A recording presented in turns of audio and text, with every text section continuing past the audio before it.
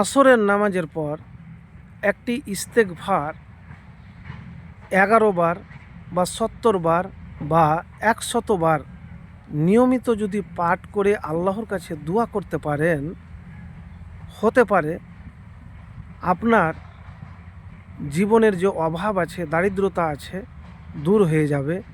ঘরে ধন সম্পদ, জীবনে সুখ আর সুখ আসবে ইনশাআল্লাহ। তো প্রিয় ভাই আমার, আসরের পর বললাম এই জন্যে, সে সময়টা খালি থাকে বেশিরভাগ মানুষের, বা আপনি অন্য সময়ে করতে পারেন। আসর বাদেও তাহাজ্জুদ নামাজ পড়েও করতে পারেন, ঘুমানোর আগেও করতে পারেন, বা দিনেও করতে পারেন। কিন্তু যখন যে আমল করবেন ওই সময়টি কিন্তু করবেন, নিয়মিত করবেন। তো ইস্তেগফারের কথা এই জন্যে বললাম যে ইস্তেগফারের অনেক ফজিলত আছে ভাই। একার অনেক মানুষ ইস্তেগফার সম্পর্কে কিন্তু জানে না, আর ইস্তেগফার কী জিনিস সেটাও কিন্তু বুঝে না। তো আমি আপনাদেরকে ইস্তেগফারের ফজিলত সম্পর্কে একটি হাদিসের কথা বলবো, যে হাদিস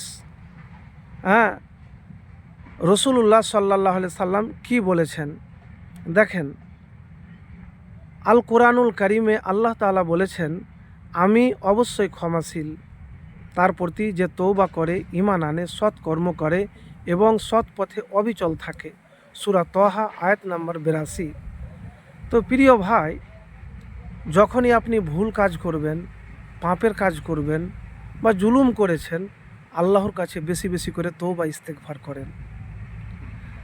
হাদিসে এসেছে যে আবু হুরায়রা রাদিয়াল্লাহু তাআলা আনহু বর্ণনা করেন যে আমি রসুলুল্লাহ সাল্লাল্লাহু আলাইহি সাল্লামকে বলতে শুনেছি, আল্লাহর কসম আমি প্রত্যেক আল্লাহর কাছে 70 বারেরও বেশি ইস্তেগফার তওবা করে থাকি।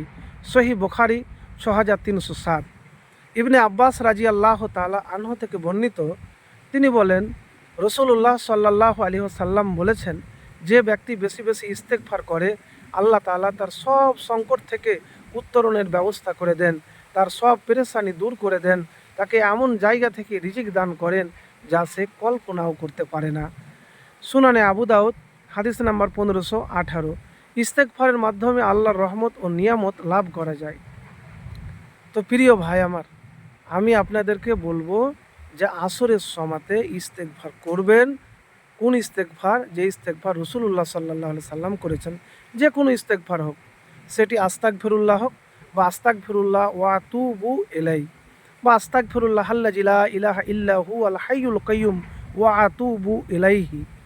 যে কোনো একটি ইস্তেগফার, যে ইস্তেগফার রসুলুল্লাহ সাল্লাল্লাহু আলাইহি সাল্লাম পাঠ করেছেন, ওই ইস্তেগফার পাঠ করার পরে আল্লাহর কাছে দোয়া করবেন, আল্লাহ রাব্বুল আলামিনের কাছে দোয়া করবেন।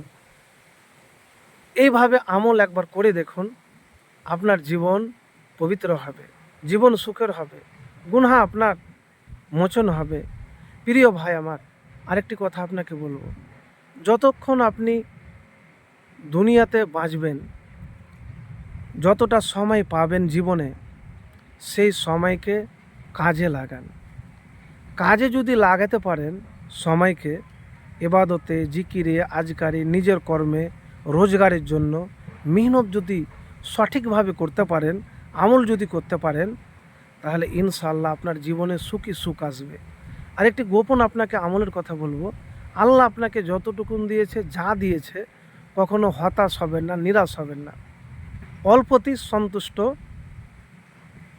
আপনি হতে শিখুন, দেখবেন আপনার জীবন সুখের হবে। আমল করে দেখুন, ইনশাআল্লাহ ফলাফল পাবেন।